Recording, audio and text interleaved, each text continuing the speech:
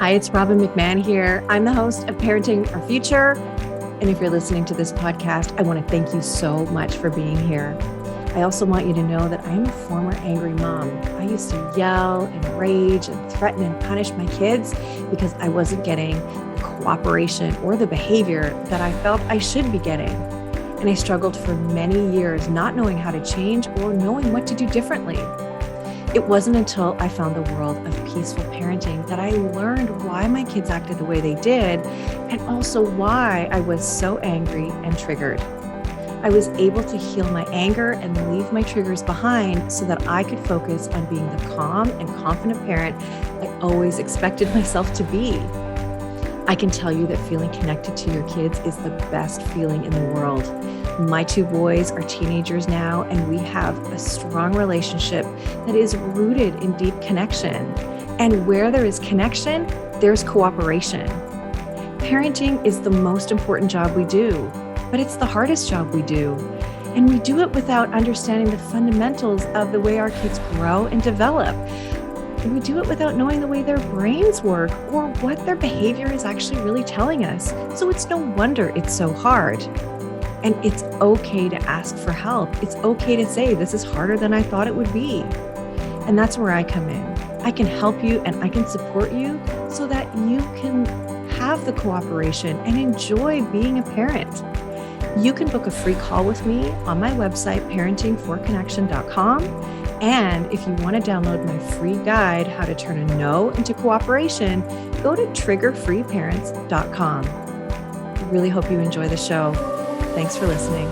Hello, everybody. It's Robin here. Welcome to another episode of Parenting Our Future. I'm so happy to have you here. I am especially happy because I have somebody who's really helpful, who's going to help us with anxiety, with dealing with life when it gets really tough. And so I want to tell you who I have. I have Dr. Friedemann here.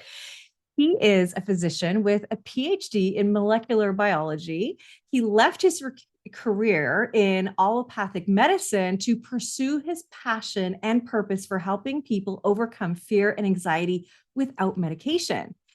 For more than 20 years, he's helped thousands of his clients worldwide to break through their mental and emotional blocks to become empowered leaders of their lives.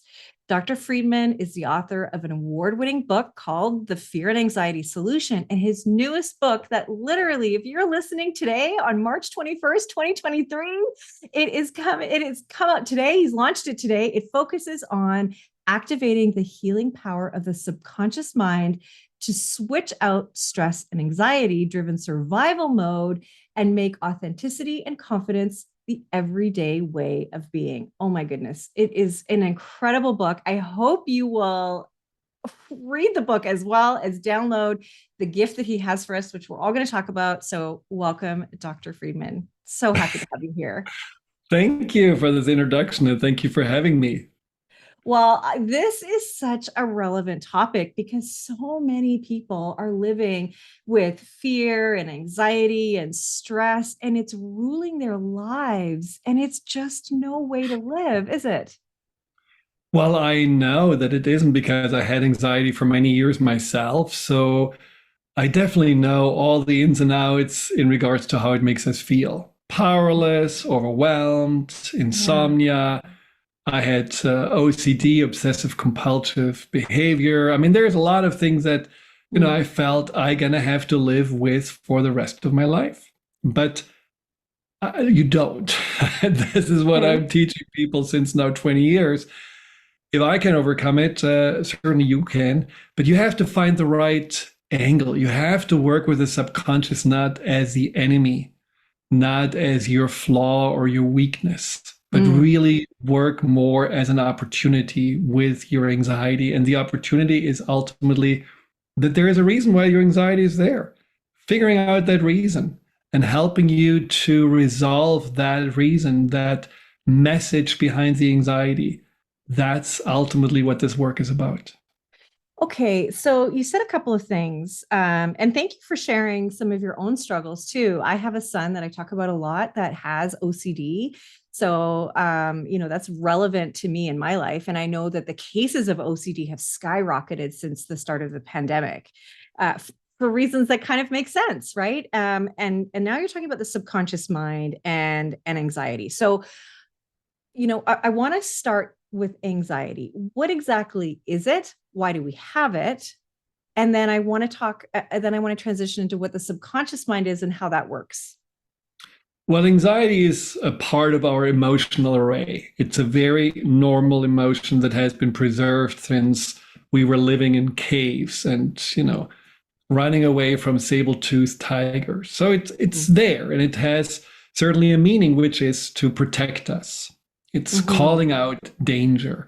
Now, we don't necessarily have any kind of tigers or beasts that are chasing us, but we are still very anxious, maybe more anxious than ever in the history of mankind. So why is that? Why are we more afraid? Is it really Yeah. that we are living in an unsafe world, or is there something else going on? And what I believe a lot of the anxiety is about is that we have been not really learning to deal with our emotions.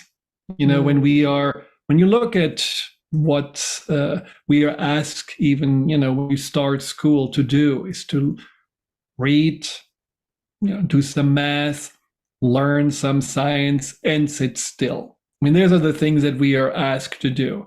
There's no room for our individuality. There's no room for our feelings. No one teaches you any about that. And so we become more like these nicely functioning beings that are told, suppress your emotions, don't express your emotions, and certainly don't give in to your emotions. And the Mm. more we are bottling up these emotions inside because there is no release happening, the more they are overwhelming. And that's one reason why so many kids are dealing with anxiety. They don't know what to do. You're really hitting the nail on the head for me when you say that, because that's what my mission is in, the guests that I bring on and the work that I do is to teach the language of feelings and needs and emotions, and be able to not only as parents recognize our emotions but teach our kids that, instead of giving, for example, boys just mad, sad, and glad. Like, let them have a cornucopia of emotion words and be able to understand them, to locate them in your body too. Where are they cropping up? How are they showing up in you? Honoring them and knowing that it's okay to feel those feelings. But you're right, we're told from our parents from a really early age that your feelings are not okay, and they're a distraction, or they're an inconvenience, or they're wrong. And they're not. They're part of the human experience. Very much so. And I think it's important to imagine the opposite. What would we be like if we hadn't feelings? I mean, life would have no meaning. There would be no depth to it. There would be nothing memorable to it. So we have to embrace our emotions and we have to understand them better. Yeah. When you think about the kids these days, I think they're fundamentally unsure, even more than you and I were when we were younger, on who they are and how they are supposed to be. Because when we Mhm. grow up, I grew up with 3 TV channels, no social media, uh, a father, a mother, a teacher, and a preacher. And that was pretty much it. Those are the influences that you kind of orient yourself towards. And that was already bad enough. I mean, I lost a lot of myself just by those influences. But now those are hundredfold more the influences that young people are dealing with. And they are very, very confused and very externally oriented. When Mhm. you only look at the outside world to know who you are, and you hear all these different voices, well, naturally, at some point, you just don't know how you're supposed to be. And that puts a lot of stress because innately similar to anxiety is a desire to belong. It's a tribal consciousness that kept us safe. We're not very strong. We're not like lions in nature. So we had to somehow come together as tribes. So we still have a need to belong. Mm. And if we feel like we are failing and we are not like others want us to be, that brings up this anxiety. But who are you supposed to be? Like the parents want you, school wants you, society wants you, Mhm. Instagram wants you, TikTok wants you. You don't know. And that is where kids just are way harder now to, go on this journey and finding themselves. They have it way harder than we had. And I think that's one of the explanations why anxiety is skyrocketing. Yeah, I think you're absolutely right. They all play a part in it. And it is more complicated to raise kids. It's more complicated to live in this world. There's so much more. And so, what part does subconscious play in it? I don't know that people think about their subconscious mind and actually have it as part of the equation. It just kind of is there. But actually, from what I understand, it's really running the show like 95% of the time, right? I mean, it's like saying, I don't see gravity, so it doesn't exist, but you're still, something holds you on the ground. Yeah, the subconscious is incredibly powerful. I mean, it's our innate operating system that keeps us safe, lets us drive while we are, thinking about stress at work without running into someone. The subconscious is responsible for our memories, our beliefs, its mind body connection. All those things are run by the subconscious. But again, it's one of those funny things. We are training our conscious mind, our intellectual mind, but we are not teaching people to work with the subconscious mind. It's like saying you're only working, with one arm all day long. You ignore the legs, you ignore the other one. You're just going to focus on. That's how we are limiting ourselves by only focusing on the rational part of our mind. And Einstein Mhm. said we have only access 10% of our, abilities. And I think that's has a lot to do with we're not really harnessing the subconscious potential. And that is certainly something where, my mission is helping people to collaborate with their subconscious more for healing, but also for empowerment. Mm. So I love the way you say that. It's like an operating system. So then how do we bring that in to help us to be less anxious? What do we do? Well, the subconscious, just to give a little overview, has two modes of operation. Okay. One is to keep us safe, the other one is to make us happy. Now, Oh. we grow up usually more with the safety aspect, simply because when we are little, we are not very capable of defending ourselves or even nurturing ourselves. And so we need the big ones. And so when we feel somehow that our innate trust is shaken, maybe the parents haven't been pleased with us, or maybe they're, is fighting at home, or maybe they just ignore you because there's so many other kids running around, the subconscious kicks in. The subconscious says, okay, this is not totally safe. We have to figure out how to make you live another day. And that's where the subconscious A creates anxiety, just because it's a warning system that says, okay, let's look around. Dad comes home, he's in a good mood. Will there be a fight again? Mm. Or come home, mom is totally distracted. Is she sad? Will there be no dinner? What can we do to make her happy? So the anxiety is just, making you alert. The patterns that come after the anxiety, and this is what this book is about, the empowerment solution, those are the patterns that then make us survive. So this can be fight at home, you go to your room, hide out, lock the door, and escape into your drawings or into reading a book. Or you become the good little girl or the good little boy who just wants to make sure that the parents are pleased with you and that you are not creating trouble like your sibling. Or you're just completely blending in, always just, trying to do and talk what's expected from you just to not get rejected. And there are so many patterns that we can fall into. In the book, I describe 6, and they start early in our lives and they keep on running subconsciously Hmm. until we change them, until we rewrite our owner's manual. And you can see it with yourself. You may have one aspect of your life where you feel totally empowered, you feel really good about yourself. And then, let's say, in the social aspect, You have something inside of you that makes you feel like you're not fitting in, you're not good enough, you're not interesting. You had experiences in your childhood of being embarrassed, others were laughing about you. So as soon as you go in a social situation, you clamp up, you become quiet, you sit in the corner, you don't say anything, you don't want to draw any bad attention. So you had been really powerful and successful in your work, but in your private life, you're shrinking down, just reverting back to the mindset of a child. And that is the subconscious just pulling you in, because that belief of not fitting in, not being interesting enough, or whatever it is still running the show.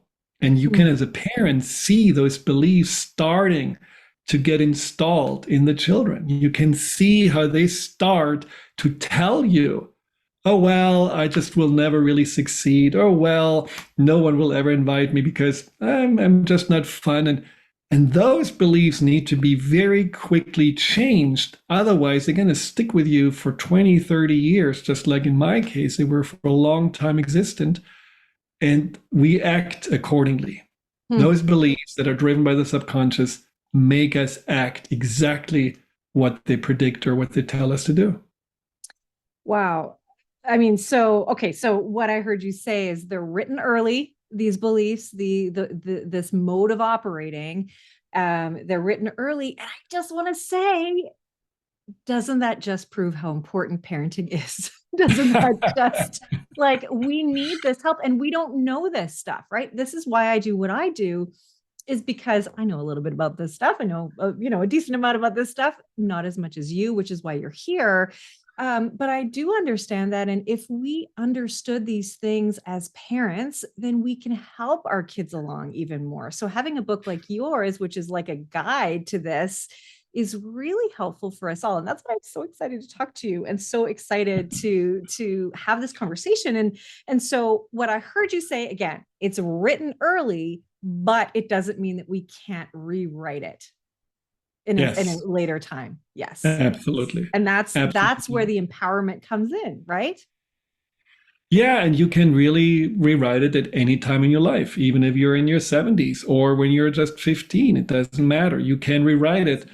But it teaches you basically that you have way more inner resources and potential than you have been given credit to or you gave yourself credit for. And as a parent reading this book, it's gonna bring you back to your childhood. It's gonna remind you of, for example, the part of you that you have forgotten, the part of you that existed before you lost your innocence.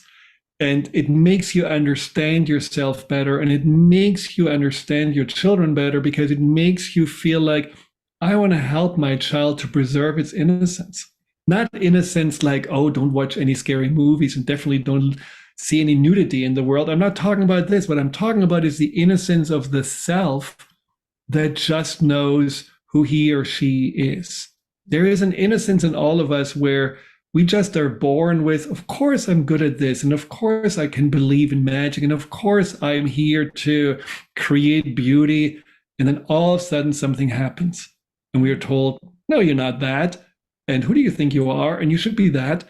And then we're losing that innocence. It's not lost. It's still inside of us, but we're locking it away. Some call it the dreams of our childhood. Some call it, this innate gift. Just briefly, I had this gift when I was little to talk to anyone, no matter what age, and bring always the deepest stuff out. Sometimes when I was, 10, 12 years old, I drove with my mom to do home visits because she was a countryside physician. And while she was seeing the patient, I was talking to the other adults. And I just knew how to ask the right questions. Sometimes I made people cry. Sometimes they told me, "What? I don't know why I'm telling you this. You're just a little boy." But I had this gift and I totally lost it until it came back in my 30s, because I lost it because I thought, well, that's not enough. This is not really anything. Learn to become a doctor, learn all the stuff that your parents want you to do because they're doctors. And if you're a parent listening to this, look at your child and think about what is the innocence, the gift, the truth of this child, and how can I foster it rather than somehow suppress it? Yeah. And no parent does that on purpose. No No, parent no. means to. You think you're doing the right thing and guiding them, but we guide them out of fear of what might happen in the future. And that future, we don't have any right predicting because we do not know what is in store for us or our kids. And running our own agenda, making you be a doctor, making you do this, saying this because this is what's going to be good for you, totally denies the gifts that are innate in you, that are special in you. And I remember that too. I remember being such a confident kid and being like, yeah, I can do this. And, I had a little sparkle to me. And I remember that being pushed down. Like, no, I was told I was hyper, or I was told I was too much, or I talked too much, or, and look what I do now. I do talk too much. You're absolutely right. And I talk so much.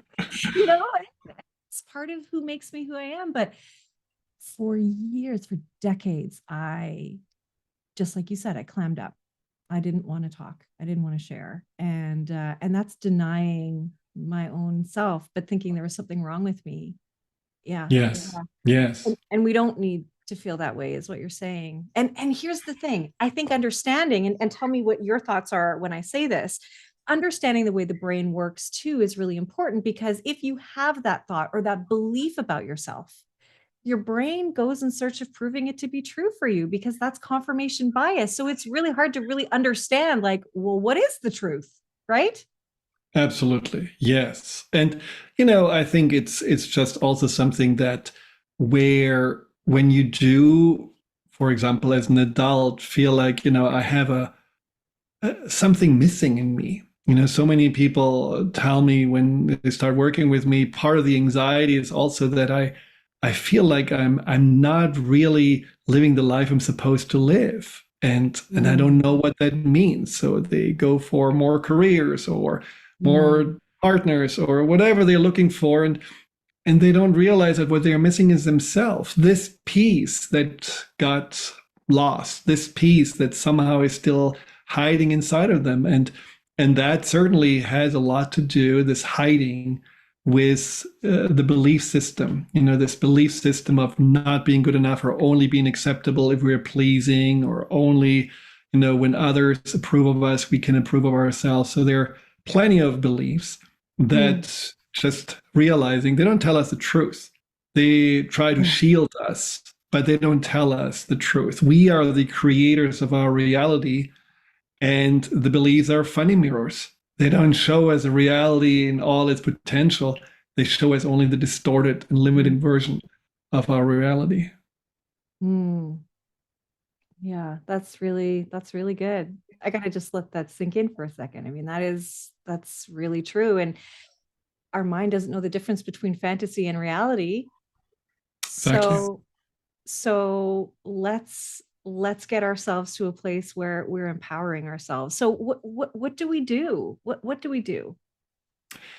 I mean, the first thing is that we need to realize that we are not powerless, but we are giving our power away like candy on Halloween. So we give our power away when we worry. We give our power away when we feel external goals are more important than our happiness. We give our power away when we still think about, well, did I say something stupid? I think, my friend frowned, or why do I not get a message back? And there are so many ways where we are looking for comfort and security from the outside. And by doing that, we are disconnecting from the inside. We disconnect from ourselves. And this is one way of losing power and losing track. So the book basically goes through these chapters, through these patterns, and you can just see, oh, wow, here I'm giving my power away, whether it's like thinking too much about the people who did you wrong, or, again, not daring to wear anything but black because you think you get too much attention, so you put yourself small, or you're pretending I'm having it all together and you never talk about your vulnerabilities. That's a form of invisibility. Or procrastination is a very common one, where we always think like, well, yeah, I'm going to do it tomorrow, but we never do. That's a form of giving power to discomfort. That's what we want to not do because it makes us uncomfortable.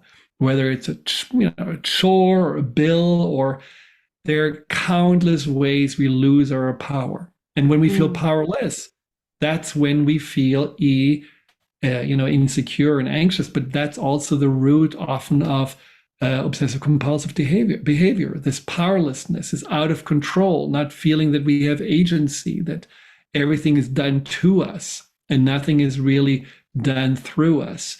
That is something that we have to be aware of to start with. And then I show people very specific ways on turning it around to bring your power back and tap into all the power that you haven't even known is there inside of you. Wow. I really love that. You know, as a child, I was always told I was selfish. And I remember how I was told it, when I was told it. I remember this scenario that happened where I wanted some lemonade. And that's what made my dad call me selfish. And so that transformed itself into me knowing in my heart that I wasn't, but having that label that not only did I think was true, even though in my heart I knew it wasn't, but I know my mom did, my sister did, obviously my dad did. And so that's the lens that they saw me through. And so I became a people pleaser because I was hustling to get people to like me before they caught on that I was selfish. So then I would overdo it. I would overgive, or, I would do all these disempowering things. And so I just want to, like, I can totally hear what you're saying. I can relate to what you're saying and see it in my own life. And I'm sure people listening can see that in their own life too. The funny thing is, in the book, I write about all those things about the helper pattern that, Yeah. we say to ourselves that this is the reason why we should stick with this caretaker helper pattern. And one of them is, taking care of yourself is selfish. And the funny thing is, being in this role and not leaving the role is actually more selfish. And it's more selfish for two reasons. One is that you are making other people the ones that you want approval back from. So you're not doing it just because you're Mother Teresa. You're doing it because you want something in return. And you get resentful and bitter and angry if you don't. If they take you for 100%. granted, you don't. So you're basically, using people to make yourself feel better. So that's the selfish part. And the other selfish part is that you often enable people to not have to take care of themselves, to not really deal with their own stuff, to, somehow get stuck in their, learned helplessness or learned comfort. And so you take away their ability to grow and empower themselves because you're taking so well take care of them, like a parent who always says, like, yeah, you can stay longer in the house. You're 35. It's still, I got to do your laundry, and never really getting them to spread their wings and become self-sufficient or enabler of an alcoholic. Just, I'm going to take care of you. Yes, of course, I'm going to buy you some whiskey. These are very, extreme examples, but that's where being, this caretaker is ultimately selfish. And so we have to realize taking care of yourself, filling your own cup, and then from a place of wholeness and overflowing energy and time, then giving, that is way more selfless than, just being always half empty and still wanting some attention from other people by becoming ultimately the martyr. Yeah, it's true. It's true. I've been there. I've done that. Well, me You too. know? I was born the peacemaker and Yeah. born because that's what my name says. Friedemann is man of peace. So that's what my parents designed me to be right from the start. So I know how easy it is to identify yourself in that role of the caretaker. And I also know how bad it feels when you don't get the approval and the appreciation that you want. I mean, for some people, like, some of my family members, I was really so resentful at some point that they took me for granted and they never asked how I was doing, that I didn't talk with them for, 6 months or longer. And that's on me. I should have learned to have boundaries. I should have learned to speak up. I should have learned the importance of taking care of myself better, which all are things that I write in the book about. Okay, so let's talk about that for a minute. So let's say that you do feel that you are a giver, and we won't label whether that is selfish or not selfish, but you do have resentment towards another person, a friend, family member, whomever. How do you start to unwind that and get your power back, I guess, and not, because if we're in a situation where we're face to face with that person and we do have some resentment, how do we let go of that? How do we move forward from that? In the book, I talk about these keys, right? The keys to empowerment. And one of the key is self-responsibility. And that's a big one because it ultimately tells you you're never the victim. And just because people didn't give you what you wanted doesn't mean that they did something wrong to you. In fact, if you take the key of self-responsibility, you ask yourself, why is that the best thing that ever happened to me? And the best thing that happened to you is that finally you realize this equation I give and I get a little pat back doesn't really work anymore. And it forces you to change your ways. This person does you a favor because they don't give you what you want, which, this can become almost like an addiction. The addiction for approval. It's like the next hit. How can I get a little bit more approval dopamine hit? And if someone refuses you to be the dealer, then you say, thank you very much. I actually need to learn to give myself this dopamine hit and help myself to feel good about myself. And this is just the catalyst to get there. That is a way to gain more self-responsibility. Because in the end, no one asks you necessarily to overgive. We do that because this is what we are told to do. And I'm not saying giving is bad. I mean, I feel that we need to give more and we need to care more for each other and we need to make bigger contributions, but we need to make it because we feel this is right for us. We have the energy, we have the time, we have the passion, we have the purpose, and not because we feel not good enough or not because we need to boost a little bit our ego to make us feel better. That's not really the same energy as the energy of joy and purpose. But in the end, empowerment is not self-centered.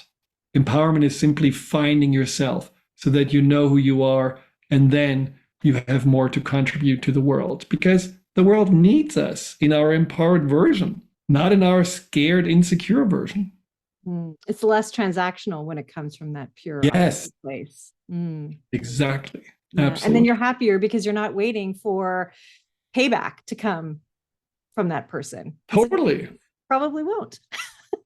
I mean, you as a parent, you know that how you cannot be a transactional parent. No. Otherwise, you're probably going to be an unhappy parent. Well, and even later on, if you hold it over your kids, well, I did all this for you, so now you need to do this for me. Well, that doesn't work. It just breeds resentment all around, right? It just doesn't work. It doesn't work. And we know that intellectually, but it's actually living it, knowing it, and learning how to be in that space. And I think that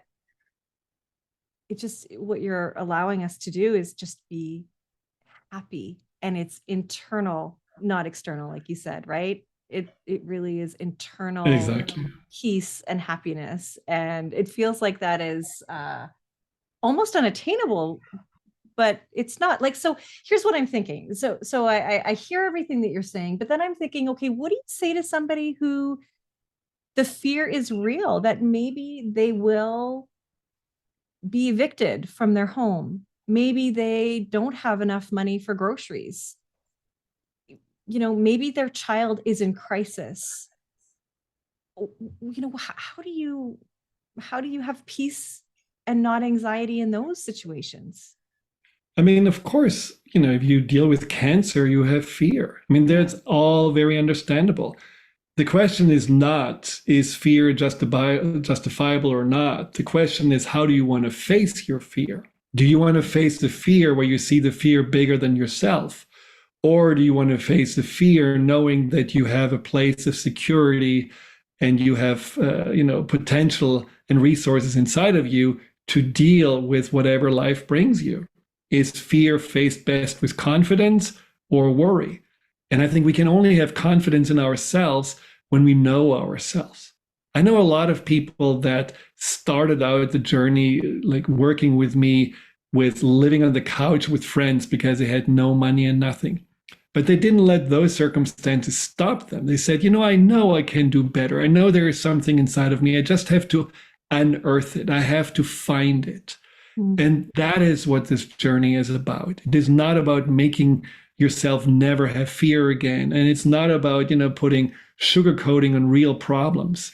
It's just being able to deal with those problems from agency point and not from a powerless point of view.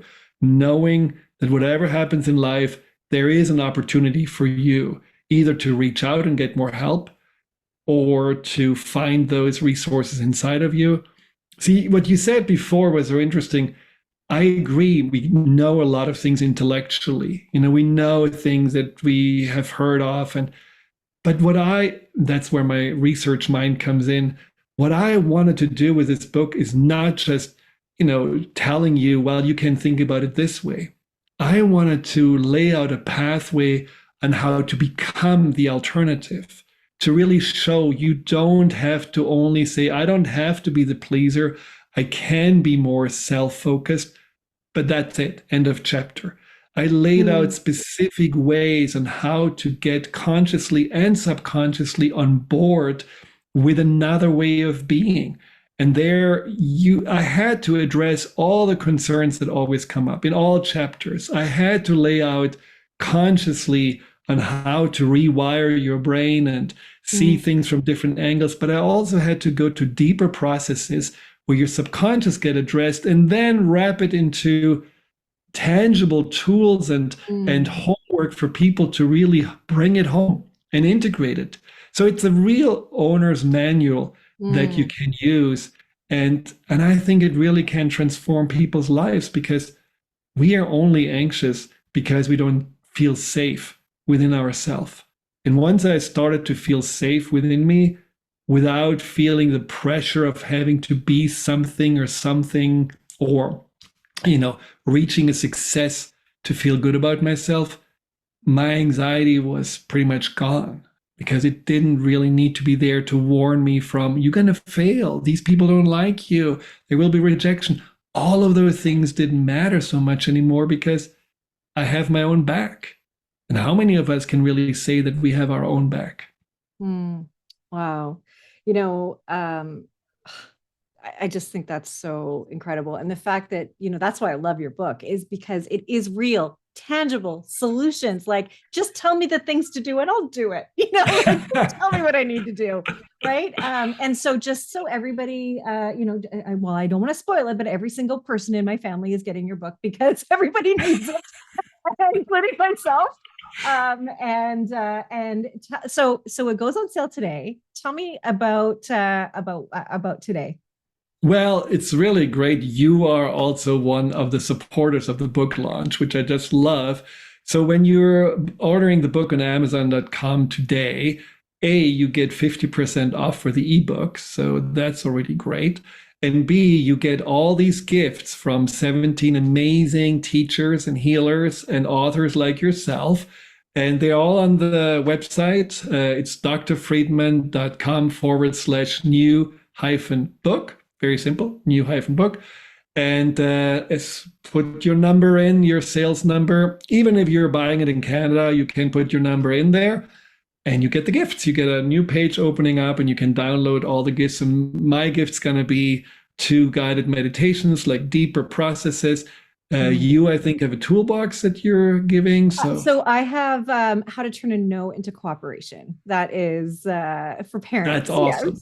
Yes. Yeah. But so not only do you have all of that, for us in the Parent Toolbox, which we all know is at parent-toolbox.com, is the 10 empowering steps to overcoming anxiety. So you're giving us real solutions here, and it's quite a fulsome guide that you have for listeners. So I want to say thank you to that, to you for that, and just.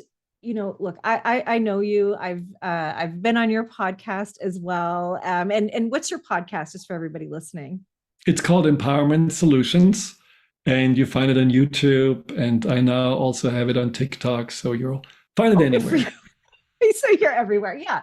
So, you are a teacher in this field. You are working with people. And like I was saying, I love your work. I love your way. You are easy to talk to. You have a kindness about you, and a non-judgmental way about you. And I love that you're sharing some of your own personal struggles as well, because, we all are human. We're all human. And this life, we can make a better life for ourselves. And, sometimes changing and doing the work is uncomfortable, but you're already uncomfortable. So let's do this. Let's do this. Let's do the empowerment solution. Let's follow your steps. Dr. Friedemann, you are wonderful. I am so better for knowing you, and I know that everybody listening is too. So I really hope that you will have a look for Dr. Friedman's book, The Empowerment Solution, and I really hope you enjoyed this episode. Is there any last words that you'd like to share before we sign off? Besides that, I would love to hire you as my spokesperson. I mean, fortunately, you already have another career. Well, I just think that give yourself the opportunity to disconnect for a little bit from all the things outside of you that you either avoided or that you felt like that's going to make me feel comfortable or give me some self-esteem, and just spend some time with yourself. Become your best friend. Learn not only to know yourself, but learn how to love yourself. There's a whole chapter on learning how to love yourself, which I wish someone would have explained to me how to do that when I was more judging and rejecting myself than loving myself. And that's something that really I think most of us can use. So remember, there is so much more about you that you don't know. And these are usually the treasures that will help you to make your life even more fulfilling and even more joyful. It's wonderful. Thank you so much, Dr. Friedemann. Thank you. Thank you for listening to this edition of my podcast, Parenting Our Future. I'm parent coach Robin McMahon, and if you're enjoying this podcast, please share it with someone who you think might also need to hear this message. And don't forget to subscribe, and if you like my work, I would be grateful if you gave me a 5-star rating.